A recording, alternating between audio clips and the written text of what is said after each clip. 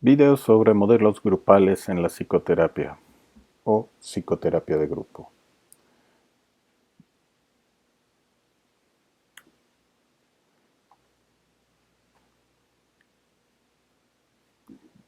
La psicoterapia de grupo es un tratamiento psicoterapéutico evidentemente de naturaleza psicológica que se puede proporcionar a los pacientes que lo necesiten, claro, de manera grupal, para mejorar tanto su salud mental como su calidad de vida. Asimismo, el grupo psicoterapéutico dota a sus miembros de estrategias adecuadas de afrontamiento y de recursos afectivos, emocionales y cognitivos, así como capacidades de adaptación para el cambio, aumentando la autonomía y el desarrollo personal a nivel individual, evitando la cronificación y la disminución sintomatología en los aspectos afectados por el trastorno.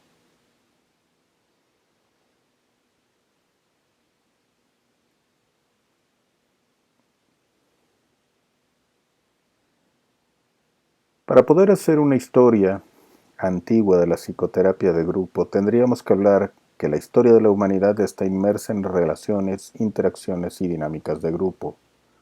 Los líderes de las tribus y también los religiosos se servían de la comunidad para construir curaciones y cambios de comportamiento antes de que hubiera profesionales de la salud mental. Los ritos chamánicos de la antigüedad, el teatro griego y las obras de teatro del medioevo con un carácter moralista se dirigen por ese camino. Las sesiones grupales de hipnosis dirigidas por Mesmer y el movimiento de tratamiento moral favorecían saludables interacciones de grupos y experiencias sociales reconstructivas entre los pacientes mentales. De igual manera, los aquelarres, los rezos en grupos, todos tienen relación con la psicoterapia grupal. Según Isabel Portillo, la historia de la psicoterapia de grupo comienza con Joseph Pratt, en 1922, internista, que en 1905, preocupado por aquellos pacientes sin recursos económicos que no se pueden permitir un tratamiento hospitalario, decide organizar con ellos unos grupos de apoyo que les servían de ayuda y de instrucción acerca de la conducta a seguir hasta su curación. El trabajo con grupos adquiere desde este momento el aire de tratamiento. Con un interés semejante al de Joseph Pratt por los enfermos sin recursos, otro médico, esta vez un psiquiatra, Edward Leisel, comenzó en 1918 a tratar a los soldados que volvían a Norteamérica de la Guerra Europea. Aquejados de desórdenes psicóticos, en reuniones de grupo en el Hospital St. Elizabeth de Washington, D.C., advierte que el grupo, al permitirle comunicarse en libertad, aborda temas que tienen que ver con la situación grupal y global de la persona, y no se reduce a lo que toca al síntoma concreto que al comienzo trajo a cada persona a recibir tratamiento. Linus Cody Marsh, sacerdote que luego se forma como psiquiatra, desarrolló un abordaje grupal con pacientes internos en el Hospital Estatal de Kings Park, de Long Island. Utilizaba las teorías de Freud, Le Bon, McDougall y las propuestas psicoeducativas de Leisel para estimular las emociones grupales y la adaptación al ambiente hospitalario, donde se aplicaba tanto el exhorto como la sugerencia.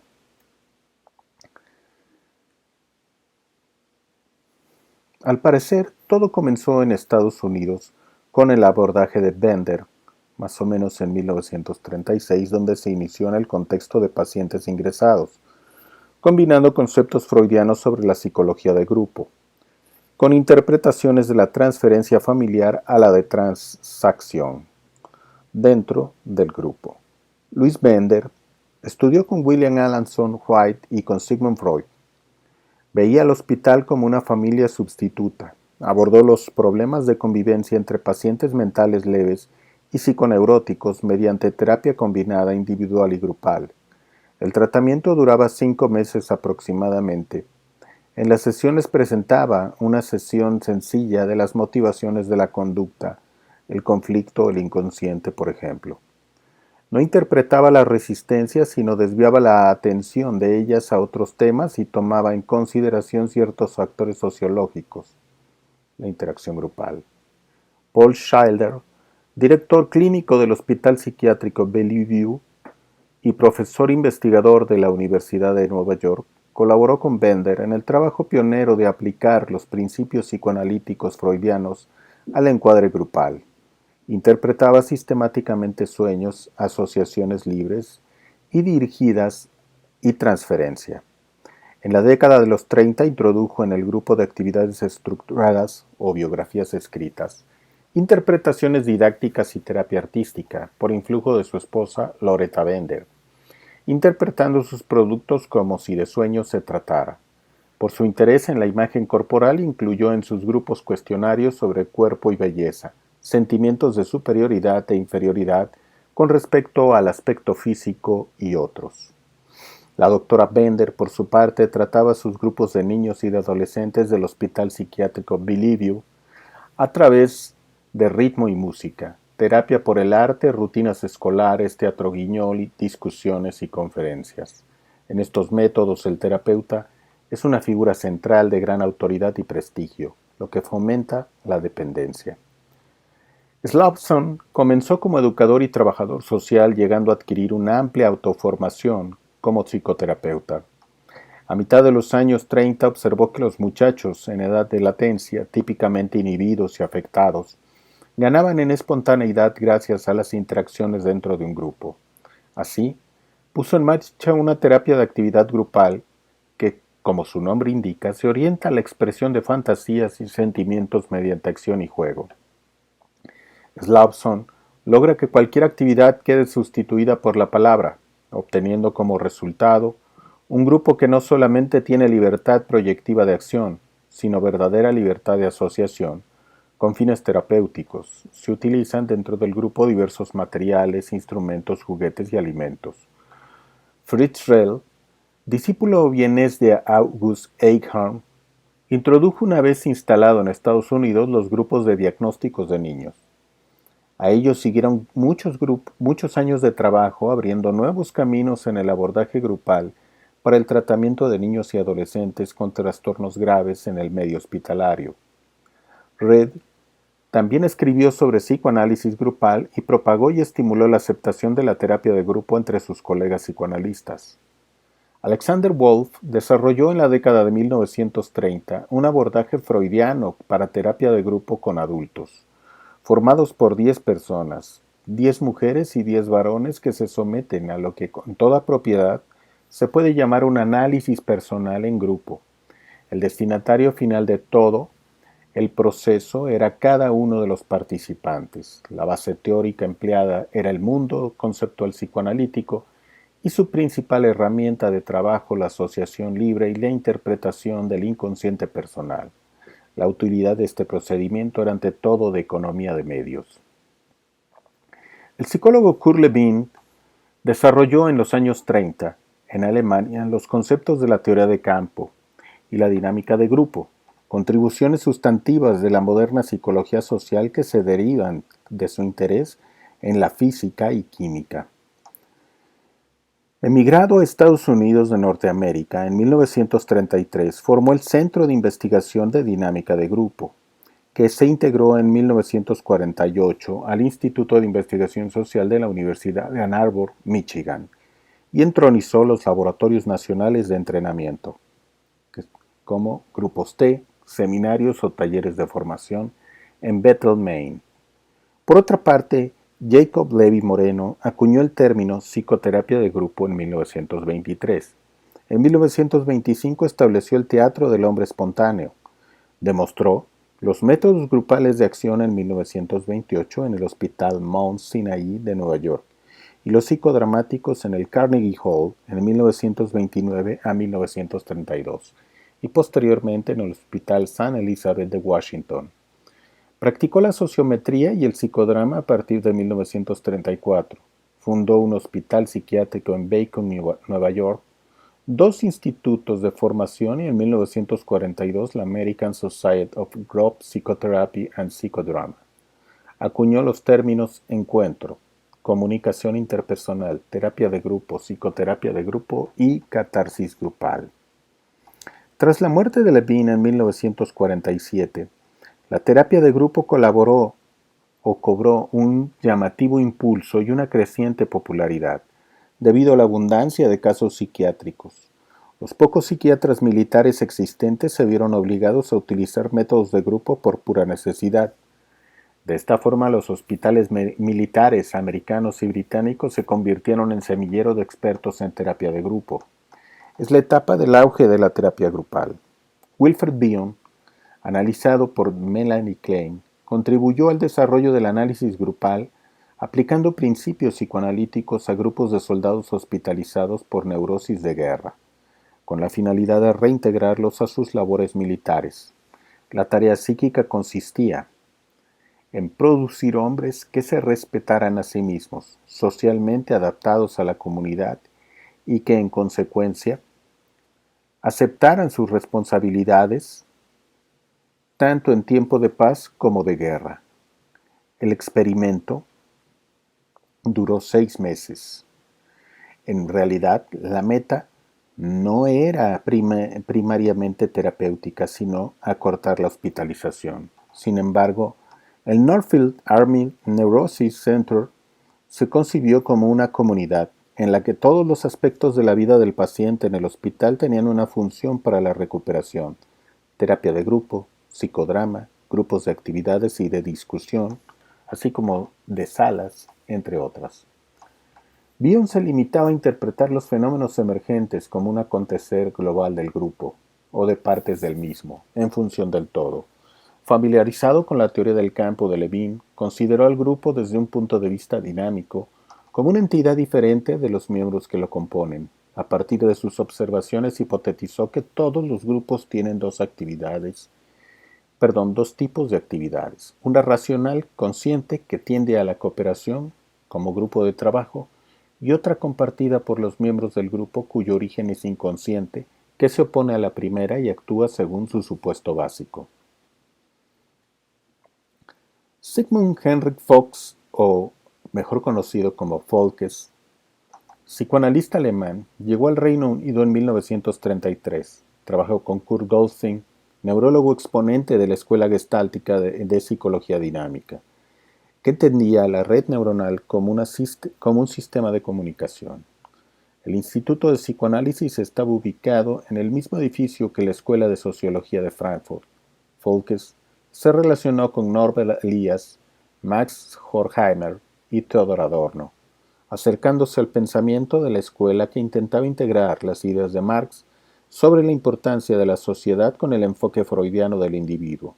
De ahí que Folkes conceptualice al grupo como un todo social, mayor que la suma de sus partes. El modelo folkiano se basa en el paradigma biológico organísmico. Es un sistema abierto, holístico y gestáltico, que se define en términos de la información significativa que recibe de las fuerzas psicológicas sociales. En contraste con Slawson y Wolf y Schwartz, quienes compartían la creencia en la primacía del enfoque individual en la terapia de grupo, Folkes prohijaba una posición centrada en el grupo reflejada en su aserto de cuida al grupo y el individuo cuidará de sí mismo. Junto con Anthony, consideró que la transferencia se desarrolla con menor intensidad en el grupo que en el análisis individual, motivo por el cual este último es el procedimiento de elección para el tratamiento de las neurosis de transferencia.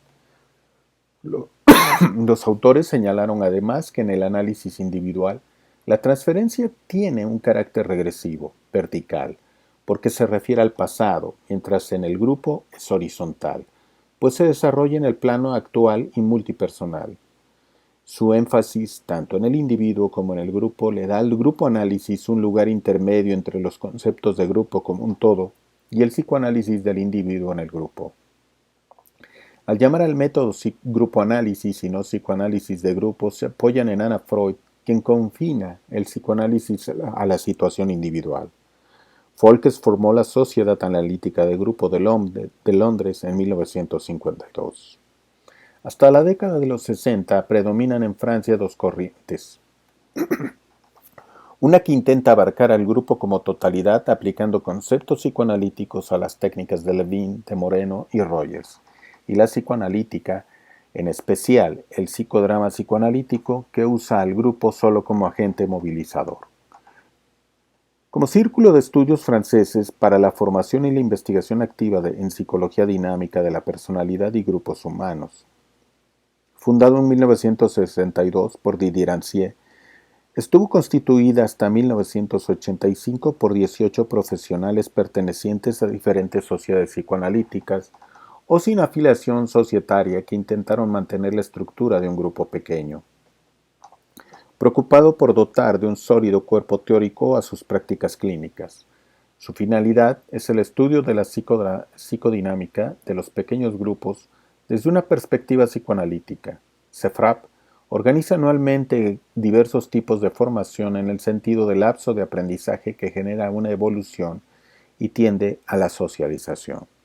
Intenta ubicar a los participantes en la situación propicia para experimentar los efectos del inconsciente. Estas prácticas grupales no constituyen una psicoterapia, ni por el objetivo que persiguen los analistas ni por la demanda de los participantes. No se menciona la historia individual de los miembros del grupo, pero, de todos modos, se producen efectos psicoterapéuticos, dado el tipo especial de relación que se instituye y la experiencia que se realiza. La rápida aceptación como abordaje clínico validó que la terapia de grupo ha disfrutado entre la comunidad de profesionales de la salud mental desde sus comienzos en los años 50. Ha sido más lenta en lo que respecta al campo del psicoanálisis. Saul Tutman se refería a una evidente resistencia, cuando no desconfianza e incomodidad, y a veces incluso shock y desprecio, además de miedo, cuando los psicoanalistas se toparon con la noción de terapia de grupo. Michael Balint, el famoso psicoanalista británico y fundador de los denominados grupos Balint para médicos, amonestó al movimiento psicoanalítico por haber ignorado la terapia de grupo en detrimento de los interesados, sobre todo nuestra propia ciencia. Ahora son otros los que están recogiendo una rica cosecha de este importante campo y nosotros perdemos una oportunidad quizás irrecuperable de obtener observaciones clínicas de primera mano acerca de las dinámicas colectivas, y sin embargo, hay signos de acercamiento. Algo más de 2 décadas después, Leopold Belloc considera la terapia de grupo como una valiosa modalidad que amplía la dimensión de la empresa terapéutica e incluso más allá, afirmando que el entrenamiento psicoanalítico podría mejorar si el candidato hiciese terapia de grupo, además del tradicional análisis didáctico. Seguirá habiendo un malentendido mientras algunos psicoanalistas no se dan cuenta de que la terapia de grupo guarda relación indirecta con los escritos psicoanalíticos sobre liderazgo, iniciados por Freud con psicología de las masas y análisis del yo. René Caes ha dado en llamar al aparato psíquico grupal que produce un trabajo de ligación, de transmisión y de transformación a través de los procesos psíquicos específicos. Este concepto permite pensar la constitución del sujeto singular en su realidad psíquica, a partir del lugar que ocupa, que le es asignado en la economía, la tópica, la dinámica y la estructura psíquica del conjunto. El sacrificio narcisista de ciertas partes del sí mismo en relación a la renuncia pulsional, la represión de ciertas representaciones o el rechazo de ciertos afectos son necesarios para que la vida en común sea posible. El mantenimiento de los vínculos reclama la renuncia de ciertas fronteras a través de las identificaciones. La negatividad de los subjetivos es el precio de la positividad del vínculo. La diada madre-hijo primero y luego la familia en su totalidad producen un sujeto restringido en su propia subjetividad. Hasta aquí este video sobre psicoterapia grupal.